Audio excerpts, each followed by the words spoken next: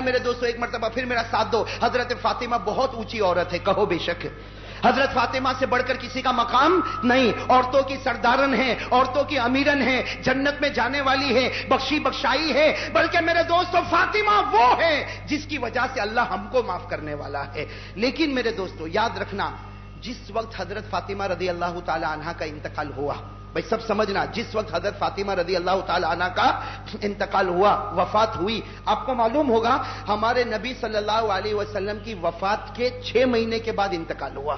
پہلے ہمارے نبی کا انتقال ہوا, وصال ہوا صلی اللہ, ارے ساتھ میں کہو صلی اللہ علیہ وسلم. اس کے ٹھیک 6 مہینے کے بعد حضرت فاطمہ رضی اللہ تعالی عنہ کا انتقال ہوا. میرے دوستو وہ تاریخی بات میں آپ کے سامنے دہرانا چاہتا ہوں جس کو بیان کرنے والے حضرت ابو ذر غفاری ہے. بھئی بیان کرنے والے کون ہیں؟ حضرت ابو ذر. میرے دوستو ذرا توجہ کے ساتھ سننا. حضرت ابو ذر غفاری رضی اللہ تعالی عنہ فرماتے ہیں اتفاق سے میں علی کے گھر پر پہنچا. حضرت ابو ذر غفاری کہتے ہیں مجھے کچھ خبر نہیں تھی, میں تو اتفاق سے عشاء کا وقت تھا, میں حضرت علی رضی اللہ تعالیٰ عنہ کے گھر پر پہنچا. حضرت ابو ذر غفاری کہتے ہیں میرے تو ہوش اڑ گئے, اس لیے کہ گھر جاتے ہی معلوم ہوا کہ نبی کی بیٹی کا وصال ہو گیا.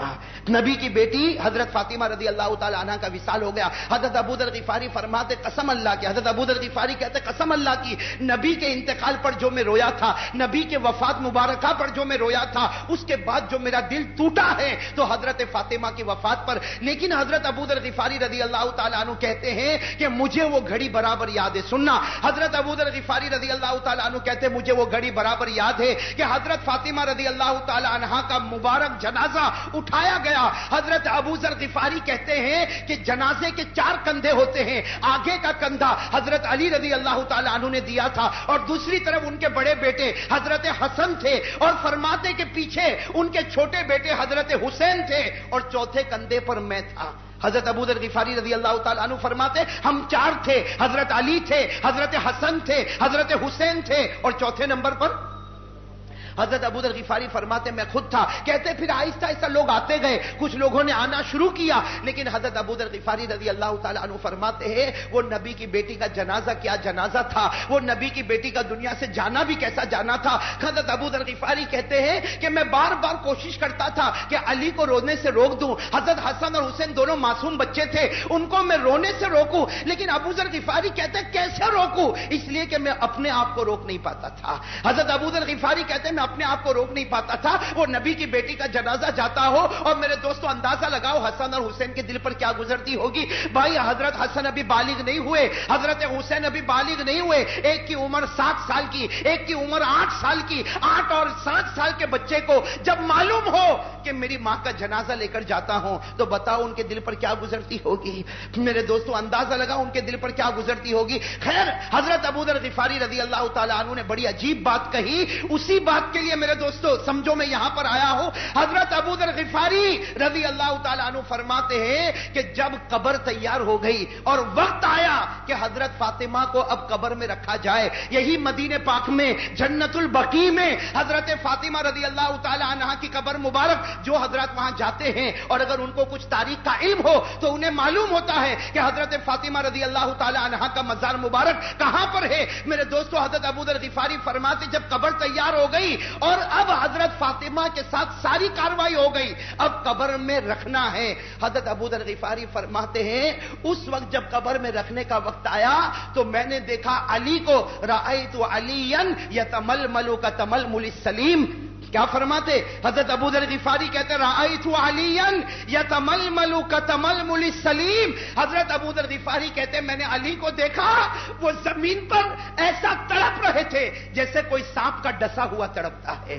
سانپ نے کسی کو ڈنک مارا ہو اور وہ زمین پر کیسے تڑپتا ہے, کہتے ایسے تڑپتے ہوئے علی کو میں نے دیکھا. ابو ذر غفاری کہتے حسن حسین کو دیکھا, دونوں بھائی ایک دوسرے کے گلے لگے اور دھاڑے مار کے رو رہے. اور حضرت ابو ذر غفاری کہتے ہیں کہ میرا دل کلیجے پر آ گیا جب فاطمہ کو قبر میں اتارنے کا وقت آیا, فاطمہ کو عین قبر میں رکھنے کا وقت آیا. حضرت ابو ذر غفاری کہتے ہیں وہ دونوں بچوں کی زبان سے نکلا یا اماں, یا اماں, دونوں کی زبان زبان سے نکلا اے میری ماں، اے میری ماں. حضرت ابو ذر غفاری کہتے یہ جملے نے مجھے رلا دیا. اور حضرت ابو ذر غفاری کہتے مجھے کچھ سمجھ میں نہیں آیا.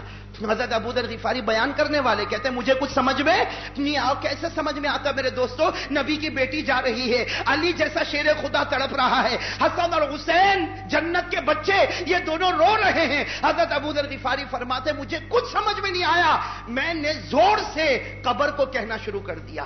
حضرت ابو ذر غفاری کہتے میں نے کس کو کہا؟ علی کو تو کچھ کہہ نہیں سکتا، وہ تو تڑپ رہے ہیں. حسن اور حسین کو بھی کچھ نہیں کہہ سکتا، وہ دونوں بچے ماں ماں ماں کہہ کے پکار رہے ہیں. بھائی ان دو بچوں کو میں کیسے خاموش کروں جن کی ماں انہیں چھوڑ کر ہمیشہ کے لیے جا رہی ہے؟ اس لیے حضرت ابو ذر غفاری فرماتے جوش میں آ کر میں نے قبر سے کہا. کیا قبر سے کہا میرے دوستو؟ وہ سن لو، دل کو ہلا دینے والی بات ہے. حضرت ابو ذر غفاری رضی اللہ تعالی عنہ نے کس سے کہا؟ بھائی ساتھ میں کہو، کس سے کہا؟ قبر سے. کیا کہا؟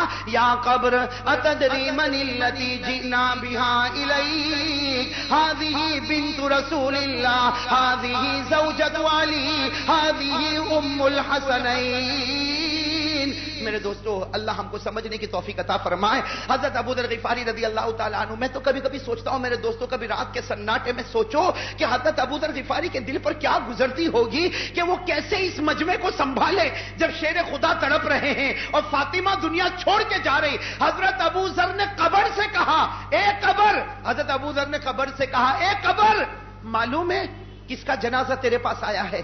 اے قبر معلوم ہے کون سا مبارک بدن تیرے پاس آیا؟ ارے یہ تو نبی کی بیٹی ہے، یہ علی کی بیوی ہے، یہ حسن حسین کی ماں ہے، اور یہ تو جنتی عورت ہے، یہ جنتی عورت ہے، یہ حسن حسین کی ماں ہے، یہ علی کی بیوی ہے، اور یہ نبی کی بیٹی ہے. حضرت ابو ذر غفاری بار بار قبر کو یہ کہنے لگے. میرے دوستو قربان جاؤ اللہ کی رحمت پر، قبر سے آواز آنا شروع ہو گئی. بھائی کہاں سے آواز آ رہی؟ حالانکہ قبر کبھی بولنے والی نہیں، لیکن اللہ جب بلانے پر آئے تو سب بول سکتے ہیں. بھئی اللہ جب بلانے پر آئے تو سب بول سکتے. قبر سے آواز آئی، قبر سے آواز آئی. کیا آواز آئی؟ یا ابا ذر ھذا لیس بیت حسب ولا نسب، انما ھذا البیت بیت العمل الصالح. قبر سے آواز آئی ابو ذر خاموش ہو جاؤ، یہاں کسی کی رشتہ داری مت بتاؤ، یہاں خاندان مت بتاؤ، یہاں یہ مت بتاؤ کس کی بیٹی ہے، کس کی بیوی ہے، کس کی ماں ہے. یہاں یہ بتاؤ کون سے عمل لے کر ہمارے پاس آئی ہے. یہ بتاؤ کون سے عمل لے کر میرے پاس آئی ہے. یہ مت بتاؤ کس کی بیٹی، کس کی ماں، کس کی بیوی.